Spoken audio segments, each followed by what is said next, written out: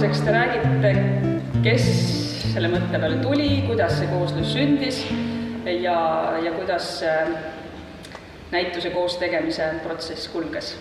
Mare?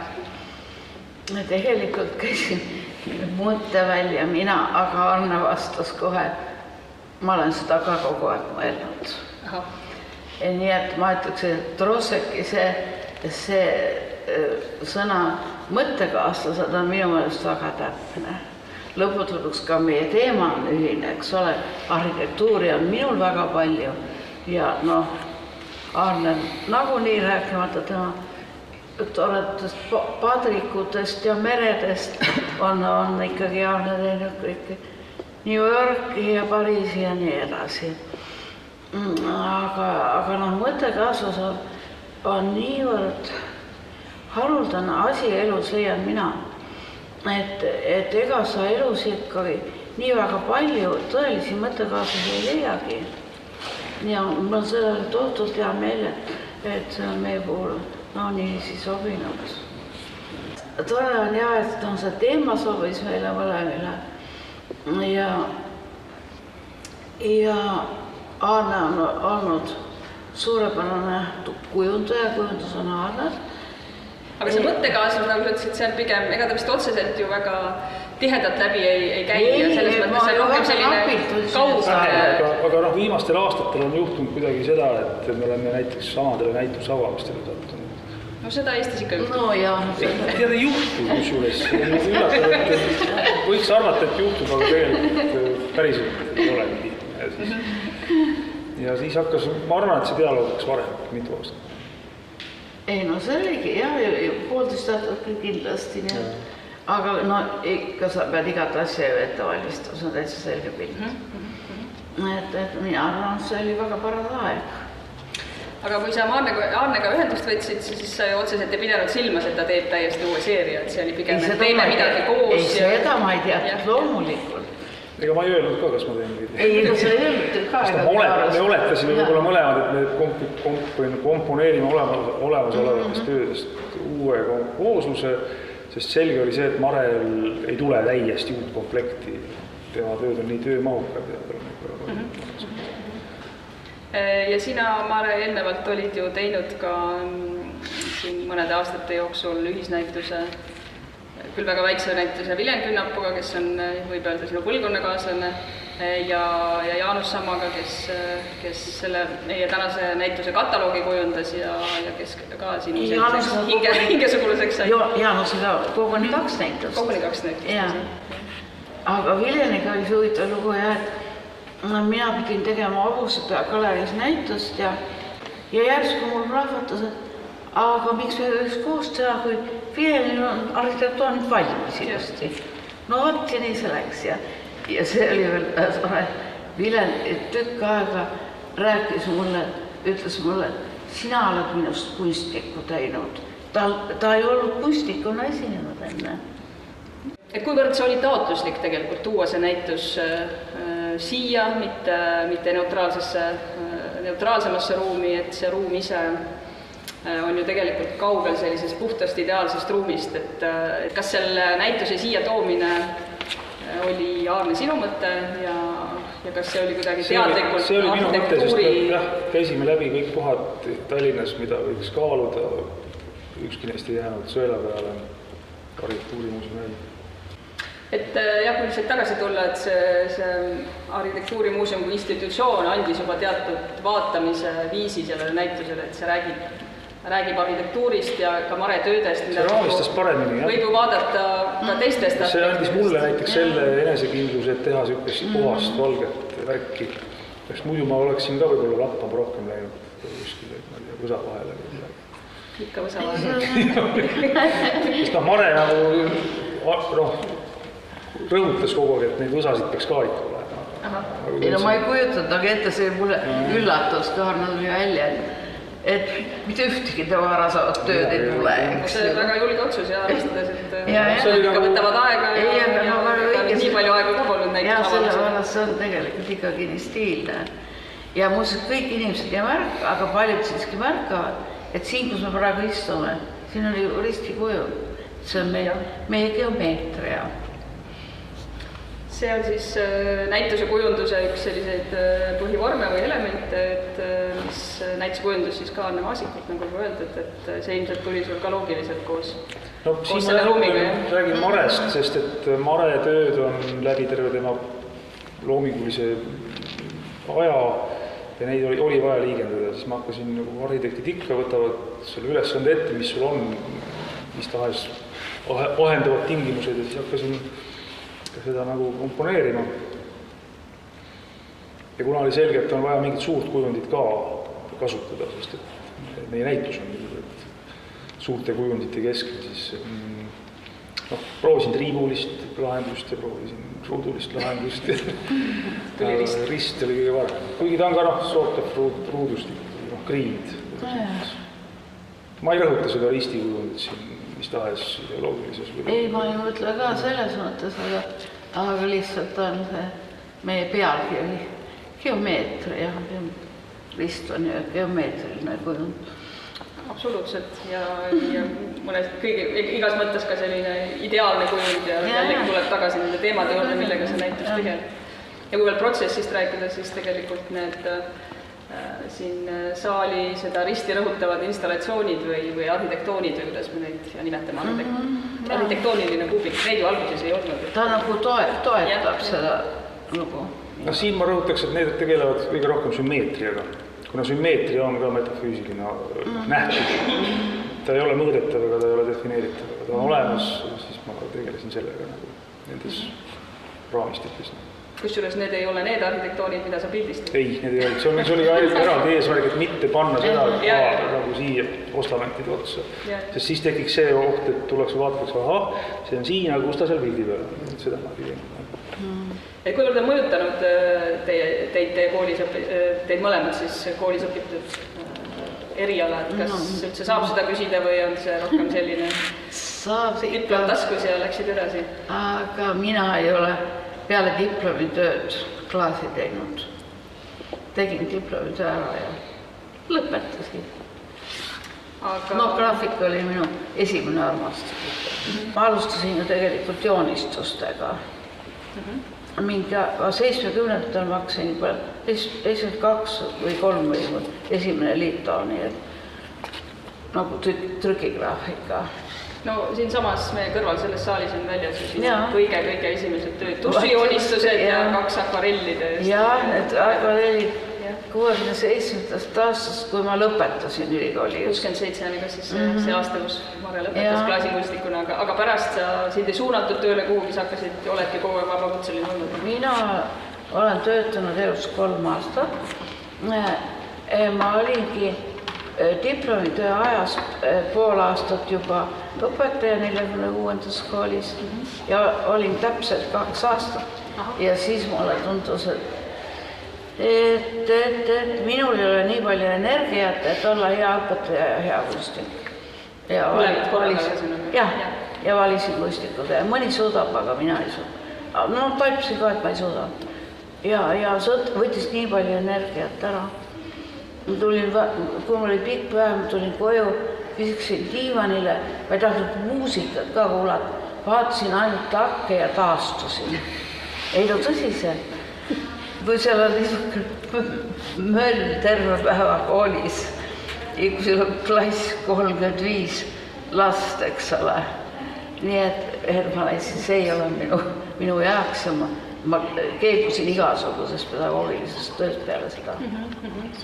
Ja et see oli hiljem ka tippunud kunstiakadeemias õpetama? Ei, ma ütlesin pead ju ära tundma, mis on sinu jaoks, eks see on. Nii et sa otseselt sellist klaasikunstist või tema tehnikatest, need ongi meediumid on nii teistsugused, et sa sellist oma käekirja või oma mingit maailmanägemust kaasa ei võtnud? Ei, mitte. Ega see nii väga ei saanudki välja kujuneda ülikooli ajal. Tarbeklaas ei tahtnud neid üldse ligi lasta. Üks kord olime praktikal Tarbeklaasis ja diplomitöö tegin Valgevenes. Nii et tegelikult klaasist ei taita suuremat kui aus olla. Selge. No Anne puhul on võib-olla see seos natuke otsesem, sest sa ikkagi pärast lõpetamist töötasid arhitektina ja paralleelselt olid ikkagi ka järjest tuntum arhitektuuri fotograaf.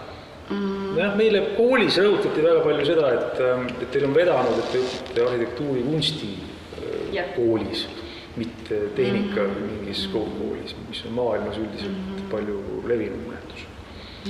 Et sealt, tänu sellele te saate arhitektina palju parema sellise kunstilise ettevalmistuse, mis on tõsi, sest me suhtlesime kunstnikega väga palju ja osad õppejõud olid ka kunstnikud.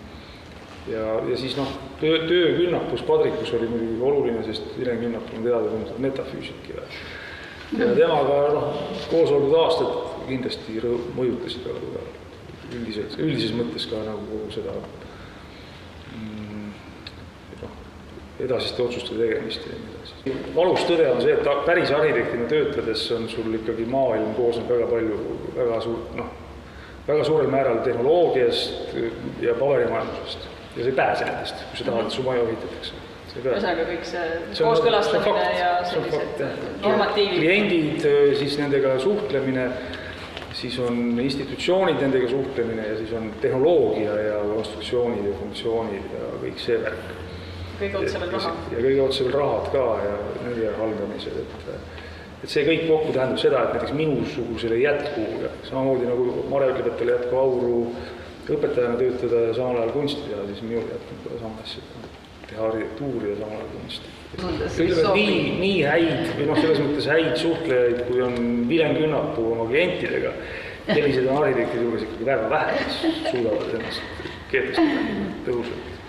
No suhtlusoskus on millest oluline. Ja just nimelt, et see on asi, millest ilma milleta ei saa seda tööd teha.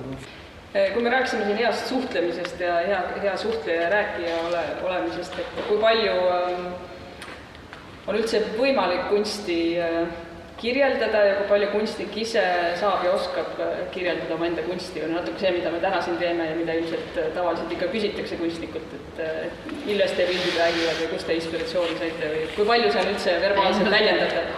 Õpid elu jooksul ära. Teatud otsused on juba peas, eks ole. Nii et saab ikka, see on selge. Aga mina olen seda meeld, et niikuinii ei ole mõtet ja ma ei tahagi rääkida kõik ära. Mina leian, et inimesele peab jääma võimalus mõelda see viimane lõpise, eks ole. Mitte, et nüüd täpselt jutustavad see on nüüd see ja see tähendab seda, eks ole. Et kunst ei ole selline asi, et sa täpselt ette ära räägid kõik, leian mina. Ise oled metafüüsikat seostanud sellise maagiaga ja maagilisusega ja sealt me jõuame edasi ka metafüüsilise maali ja De Chiriconi, mida te mõlemad austate suurel määral. Jah, aga minu meelest on kaks väga lihtsat asja, mis minu jaoks metafüüsika juurde kuuluvad, on õhk ja ruum. Ja me tihti nagu ei mõtlegi, mis asi on õhk, eks ole. Aga see on väga tähtis asi. Kas õhk on ka midagi, mida võib tühjuseks nimetada? Jah, muidugi. Aga see on ikka kõik ja ka atmosfääri nähtused ja kuule üks helendav pilv taevas. See on ju metafüüsiline värk. Mida sa oled rääkimata niisugustest asjadest nagu igasugu atmosfääri nähtused. Need on ikka ja õhk võib olla ikkagi just nimelt asi, mis on olemas ja mille peal võib-olla keskmine inimene ei tulegi, et see on nii tähtis. Ja lõpuks minu valged linnad, millest ma olen viimasel ajal lummatud, nad on ju helendavad valged linnad, see helendus on niivõrd kihvt. Kusjuures see heledus on teistsugune Lõunamaal ja siin Põhjamaal, et need valged linnad on eksimatult seostatud Lõunamaaga. Ja minu välismaa tuttavad on tihti öelnud, et oi, meile meeldib Eesti õhk on teistmoodi kohe. Aga see on Põhjamaa, taevas ja Põhjamaa inimene, kes elab Lõunamaal, see õhk on teistmoodi. Ja valgus, selles mõttes sulandab ilmselt kokku. Ja ma usun, et Aarne, eriti sinuga selle arhitektoonide seeria juures on seesama, nimetame ta siis õhuks või nimetame tühjuseks, valgus ja mitte valgus. On väga, need ongi, mis moodustavad selle ruumi siin tegelikult.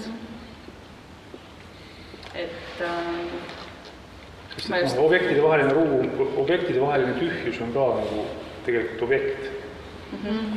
See on arhitektidele ka selline igapäevane küsimus, et kuidas proportsioneerida asju, et mis seal tahkete esemete vahel tekib.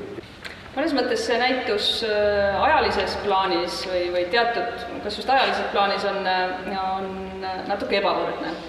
Et Marel on väljas tööd alates tema peaaegu kõige esimestest töödest kuni peaaegu kõige viimasteni, ehk selline, ikkagi ütleme, et korralik loominguline ülevaade. Ja kindlasti nende tööde põhjal saab selgelt jälgida sinu loomingulist arengut, seda, kuidas on muutunud tehnikad, meediumid, objektid, mida sa kujutad. Ja Aarne tööd otseselt tõukuvad Mare töödest ja tema sellisest mõttemaailmast ja need on siin sündinud viimase natuke vähem ka aasta jooksul, eks ole, et sa vist hakkasid tegema neid ümmarguselt aasta. Et kas ilmselt on suhteliselt haruldane selline kombinatsioon ja dialoog ja ma saan aru, et see sündis ikkagi Aarne sinu otsusena mingi hetk, et sa ei pane välja oma olemasolevaid asju, vaid et sinu tööd ongi siis sinu see uus seeria, et sa teed täiesti uue seeria, see on kommentaar Mare kogu senisele loomingu. See oli nagu töö käigus selgunud tõde. Et punkt 1 ei saa kasutada varasemat materjali, punkt 2 ei saa nagu üks ühele Maret maha ka teha, sest et see on ka tobe minu meelest ja siis... Näo leiab küll nii sarnaselt pilt, et kukub ikka. Ja siis kolmas variant oligi tulnud ise lavastada seda. Tõsi, üks mõte vahepeal oli, et sa, või vähemalt mõne pildi tasandil, et sa otsid loodusest selliseid... Jah, see oli, ma vahepeal tegelesin seda päris tükk aega ja jõudsin järeldada, et ma ei saa seda hakkama näiteks. Punkt 1, kui sa lähed välja kaameraga kolama, mis tahes eesmärgil, siis on alati on see tõenäosus, et sa saad midagi kätte, et see oli väga väike ja aeg jooksis siin ka ikkagi väga napiks lõpuks, sest et esiteks pimedal ajal on seda aega veel vähem ja siis teised sündmused kukkusid ka halvasti. Võib-olla ka kuulete selgituseks, et tegelikult kõik Mare tööd on ikkagi Aarne valitud. Et mille põhjal sa selle valiku tegid või kuidas sa selle tegid, et see on ikkagi nagu... Siin on vastata lihtne, sellepärast, et Mare töödes on ka, osades on rohkem seda metafüüsilist alget, osades ta tegeleb rohkem kirjeldava maailmaga. Ma isegi ei tea, kui temal nagu... Et see on ikkagi nagu kõhutunde järgi? Aga mina tegin seda oma kõhutunde järgi, siis see oli nagu... Marega õnneks me ei vaielnud kordagi isegi. Ta oli enamus juhtudel nõus. Et teine huvitav paralleel on see, et te mõlemad töötate ju seeriates, et Mare on seda teinud praktiliselt eluaeg ja... Alguses vähem, aga enam ma ei töötagi üldse muud moodi kui seeriates. Mõned seeriad on väga suured. No kui suur? No vaata, kui võtta trükigraafikat, siis see võib olla 70 tükki, eks ole. Sellepärast, et seal muud, näiteks kui ma teen mere ja pilved, see keerab pea peal, üks kord on pilv all ja teine kord on üleval ja nii, et seal annab kombineerida täiesti. Aga väga hea on välja panna. Teinekord tuleb sul väike seeria panna välja, teinekord on ruumi suure seeria jaoks. Sinu jaoks see seerias töötamine on eelkõige eelis näitust tehes pärast? Jaa. Aga üleüldse, vaata, kui sa ühe tööga nagu ühte teemat või seda ideed, mis see tuleb, et seda on liiga vähe, sa ei väljenda sellega ära. Et on päris tore ikka seeria teha. No fotode puhul seeria on mõnes mõttes loogilisem ja lihtsam. See on loogiline, see on iseenesest mõistetav. Saab teed ja lõpuks valid välja mingi portsku materjali. Siin sel juhul oli ka niimoodi, ma oletasin, et seda materjali tuleb rohkem, tuli vähe hoopis. See õnnestumise protsent oli väga väike. Jah, kindlasti näiteks maretööde puhul, kuivõrd sinu või seda sellist vormi või objektide valikut ja vormide valikut on peetud mõnes mõttes väga stabiilseks ja isegi hermeetiliseks, et sa nagu teedki ühte pilti kogu aeg, kuigi sa meediumid kindlasti oled vahetanud ja väga põnevad on sinu näiteks lõuendile tehtud pliiatsijoonistused või dušijoonistused, et see areng on ka nagu hoopis läbi teiste vahendite toimunud, et mitte nii palju sa teed üht seda sama linna, aga teiste vahenditega võib-olla. Jaa, aga selle juurde just käibki, et maailm on ju muutuv, eks ole, iga linn on muutuv ja lõpuks ka inimene, nii et just see hea omadus ongi see, et sa saad muutuseid kajastada viisi. Kas Arne oleks seda näituse teinud ka ilma maretöödeta või siis ta oleks muidugi mingi teissugune näitus olnud? Vastan, et ilma mareta seda näitust ma ei oleks teinud. Vastus selles mõttes, et seda niisugust asja ette võtta on ikka päris suur. See tõuge tuli ikkagi konkreetselt sellest tema töödest. Ma olin mõelnud salamahti, et ma peaks midagi sellist proovima. Aga kuna kogu aeg on nii palju muud teha, siis ma ei ole seda kunagi teinud. Ja nüüd oli hea põhjus teha. Et see on võrreldes su seniste töödega ikka täiesti samm edasi ja midagi täiesti teistsugust. Et kas see midagi sellist, nagu sa praegu kirjeldasid, tähendabki sellist üks suur erinevus on see, et seekord sa oled esimest korda oma objekti ise ehitanud, eks ole, et sa oled praktiliselt, et sa oled ise ehitanud maketid, mida sa siis pildistasid? Selle ruumi minekuga ma olen tegelenud juba mõned viimased aastad, aga sellist valget puhast värki esimest korda. Et ühest küljest see arhitektuur nagu selline abstraktne mõtlemise printsiip, aga teisest küljest siis konkreetsed arhitektuursed vormid, mis Marel on väga äratuntavad, linnad, hooned, varemed, pargid, sest ka maastikuarhitektuur on üks arhitektuuri vorm kindlasti. Ja Arnel on seekord siis sellised abstraktsemad vormid, pigem arhitektoonid, ideaalsed kompositsioonid ja inimesi teie loomingus kunagi ei esine. Ideaalne ruum, sinul on aga väga vähe ja mõned linnud on ka olnud. Aga see ideaalne ruum on olnud, aga sellest on aega. Ideaalne ruum on tühi ruum teie jaoks. Ideaalne arhitektuurne ruum on tühi ruum. Vastan, et ei ole, sest et ainult tühjust ka on ikka väga. Ei, mul on küll pilti, kus sul on üks ainus pilv.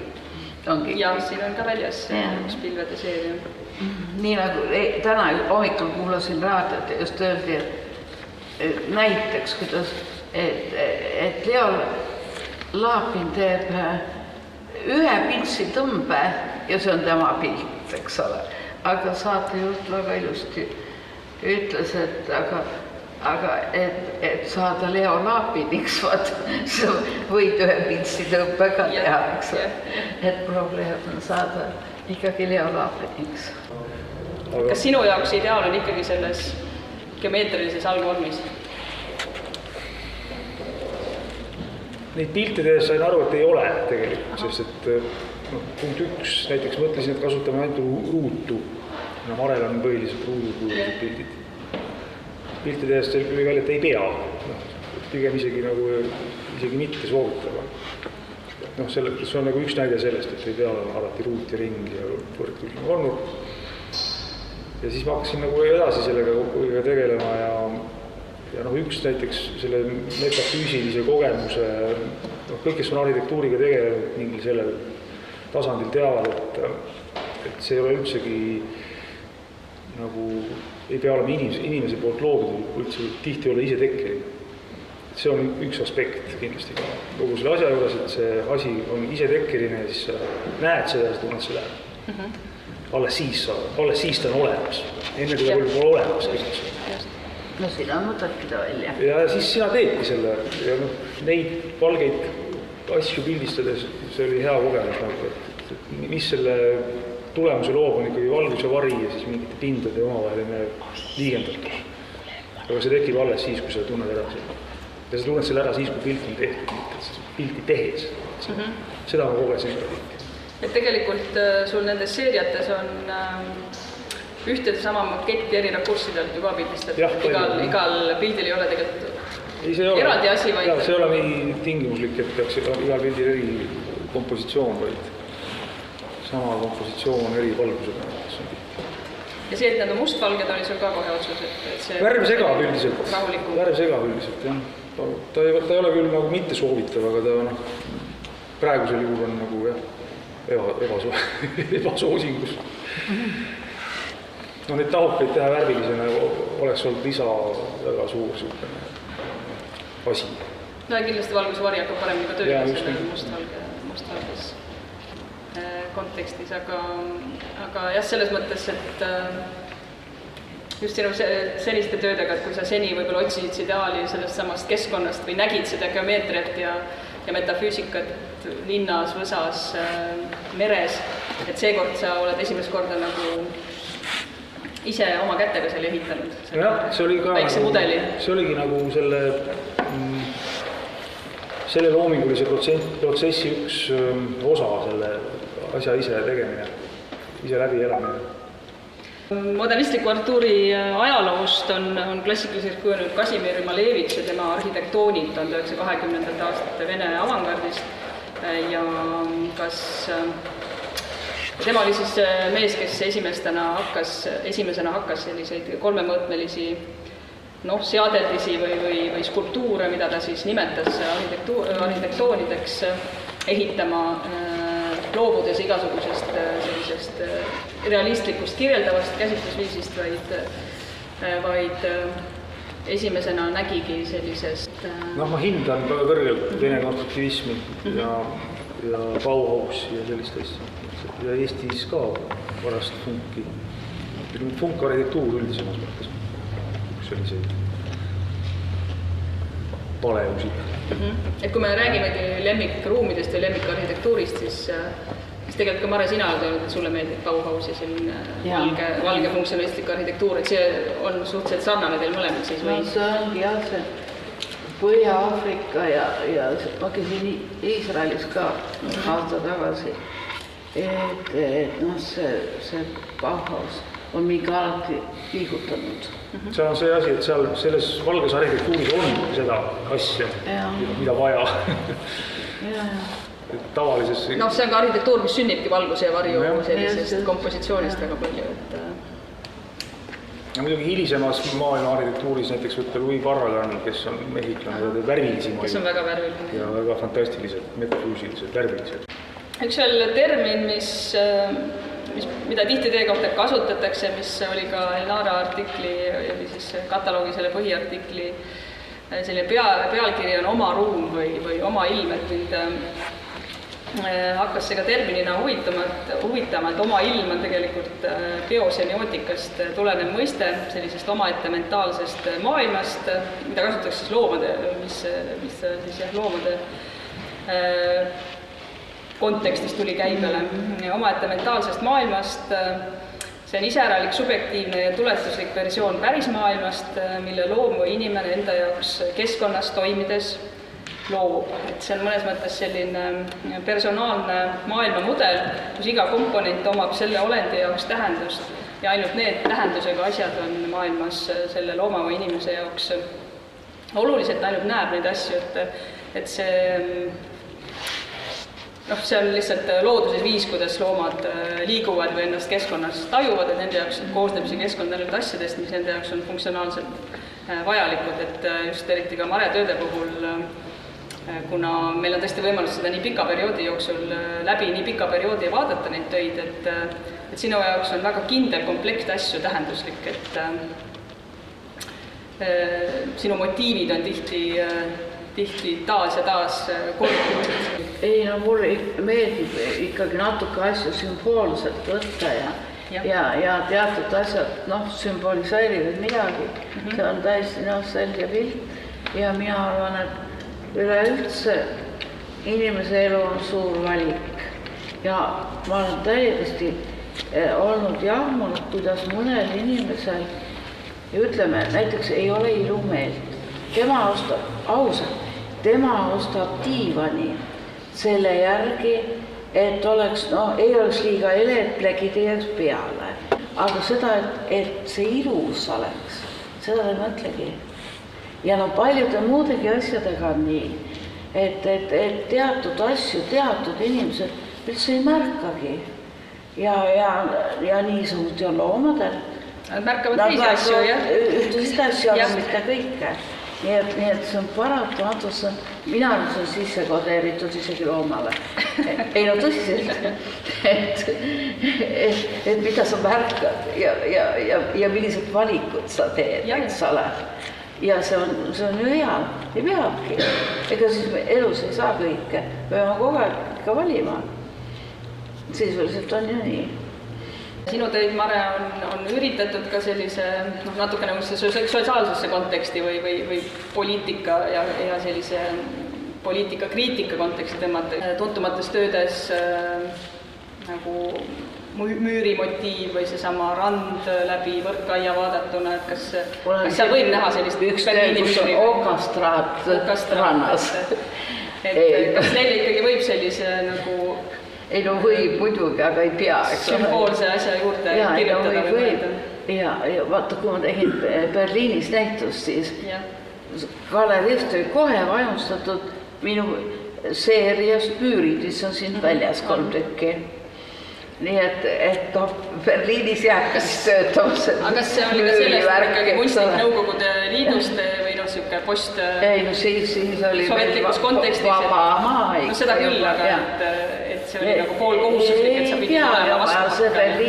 See müürikujuht ikka Berliinis töötab ja jääbki Eesti kõik sajaks. Aga ma mõtlen, et need töid tehes, et see teatud selline poliitika-kriitika on seal olemas?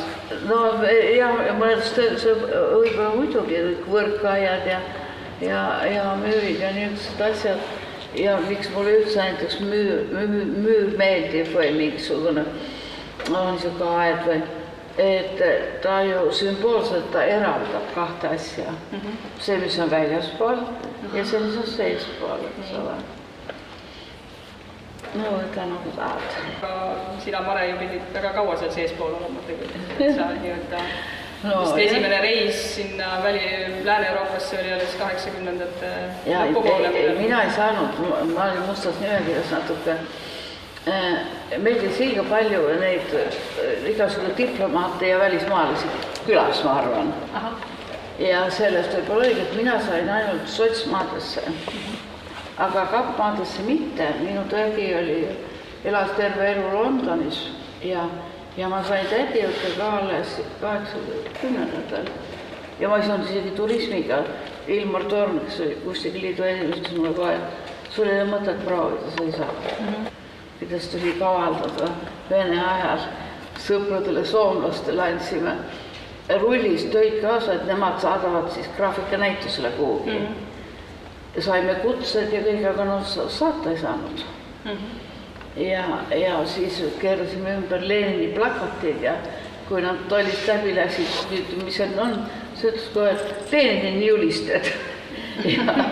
Ja no niiviisi sa pidid kavaldama, kui oleks läbi Moskva saatnud.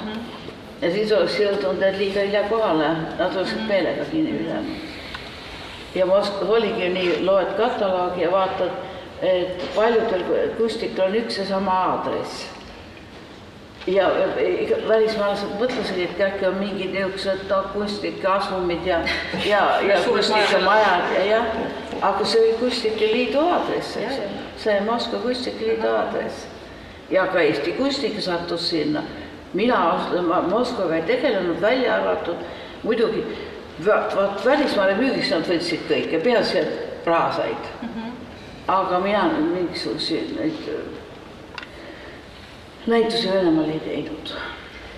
No kui sellisest veel poliitilisest kontekstist ja sellisest oma maailma või oma saare ehitamisest rääkida, siis peaaegu et kunstiajalukku on läinud ju sinu ja Tõnis Vindi kodu Mustamäed, mis oli erakordselt esteetiliselt viimistletud ja täiuseni viidud kujundusega, kus tegelikult käis väga regulaarselt koos seltskond testimata. Ma arvangi, et sellest tuli, et ma ei saanud välismaale.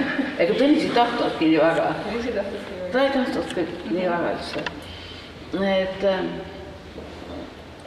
et noh, seal jah, ühesõnaga juba mingisugused välisriikide suursaadikud olid nii-öelda Papuasi ja noh, igasugused, ka muusse Moskva avangard. Aga samas see oma koduruumi nii esteetilise täiuseni viimine oli suhteliselt erandlik, et see kindlasti oli ka sõnum sellise välise inetuse keskkonnaadressi. Ja kindla peale. Ja ega me ainsad ei olnud, Sandra istub siin, tema vanemate kodu oli ka ilusti disainitud ju. Ja oli Mati Undil ja noh, et see oligi see sinu oas seal Mustamäel, eks ole. No ja kui ta oli nii tehtud, nagu sulle elada meeldis, siis oli ju väga tore. Ja teil ta oli teadlikult veel ka selline Jaapani idamaadest, et see oli teie mõlema ühine huvi või noh, me teame, et see on muidugi Tõnis ja kauaaegne valeus olnud. Lendavad lehed ja linnusuled õhus ja need on suhteliselt jaapanlikud. Nii et noh, midagi seal on siiski Jaapani esteetikat. Kõige naljakam, et Jaapanis ja Eestis on sarnast esteetikat. Neil on isegi need rookatused, nagu meie teeme, on Jaapanis olemas. Ja ma vaatasin ju, alles hiljuti oli selles filmimuuseumis oli 70-ndate, 80-ndate, ka vist 60-ndate hakkas pihta Jaapani graafikanäitus. See tundus mulle täiesti fantastiline.